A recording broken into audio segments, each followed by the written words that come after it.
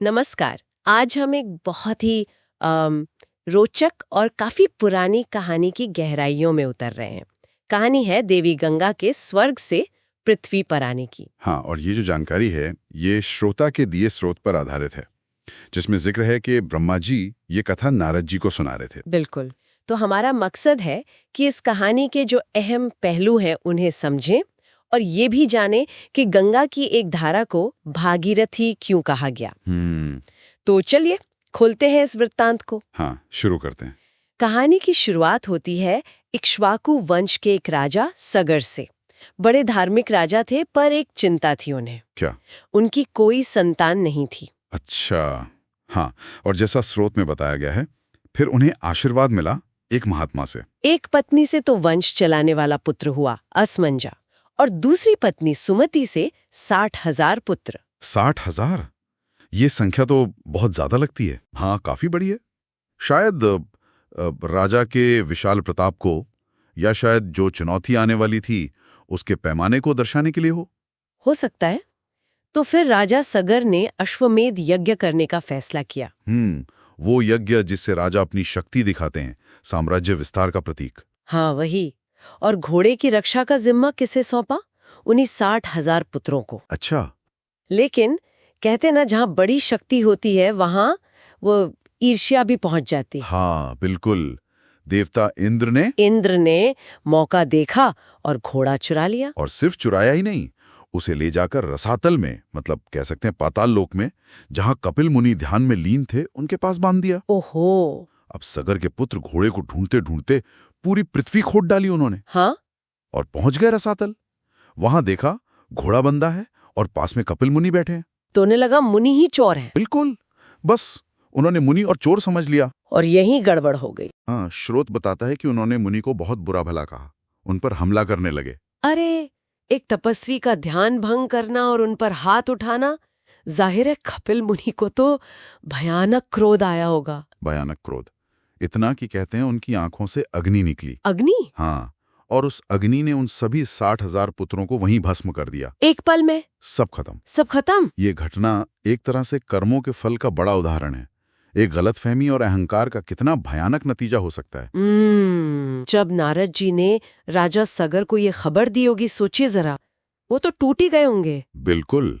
और उनका जो दूसरा पुत्र था असमंजा, वो भी अपने बुरे कामों की वजह से पहले ही राज्य से निकाला जा चुका था। तो अब वंश कैसे आगे बढ़ता? वंश को आगे बढ़ाया असमंजा के पुत्र अंशुमान ने। अच्छा, अंशुमान ने। हाँ, वो उस समय बालक ही थे, लेकिन उन्होंने हिम्मत दिखाई, कपिल मुनि को प्रसन्न किया, घोड़ा वापस लाए और दादा सगर का यज्ञ पूरा करवाया। अच्छा। फिर अंशुमान के पुत्र हुए दिलीप, और दिलीप के पुत्र थे भगीरथ, जो बहुत बुद्धिमान माने जाते हैं। भगीरथ तो जब भगीरथ को अपने पूर्वजों की इस दर्दनाक मौत का पता चला होगा, उन्हें बहुत दुख हुआ, बहुत ज्यादा।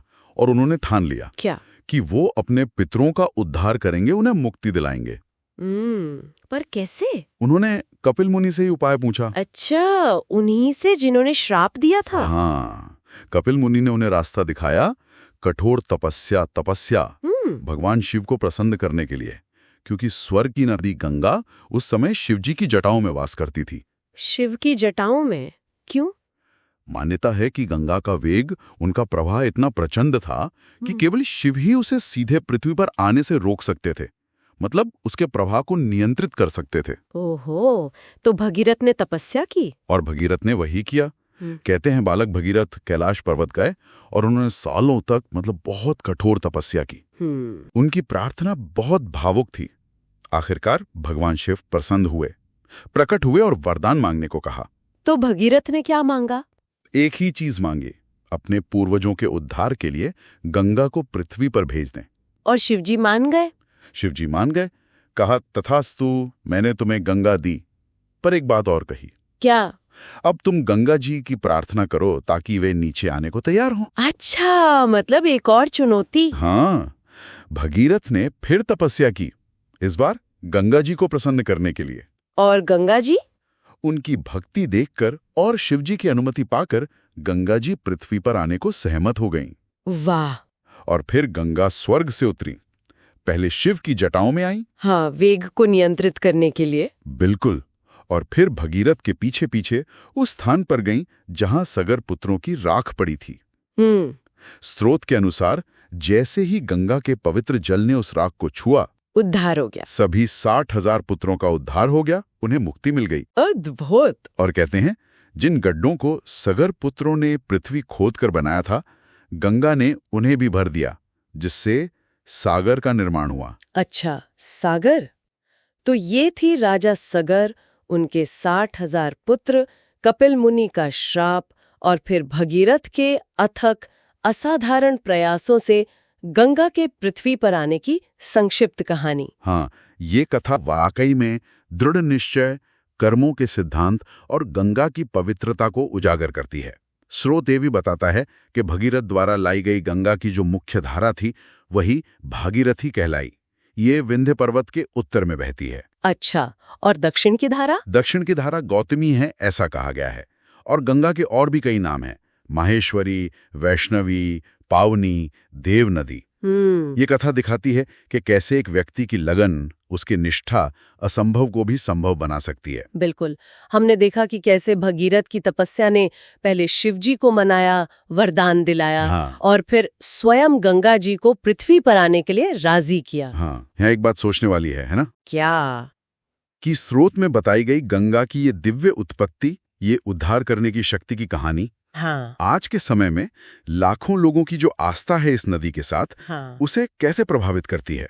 ये तो है। खासकर तब जब हम आज इस नदी से जुड़े समकालीन चुनौतियों को देखते हैं, जैसे पर्यावरण की समस्याएं। सही बात है। तो ये पौराणिक कथाएं, ये आख्यान वर्तमान में हमारे रिश्तों और हमारी जिम्मेदारियों को कैसे प्रभावित करते हैं? ये एक विचारणीय प्रश्न है।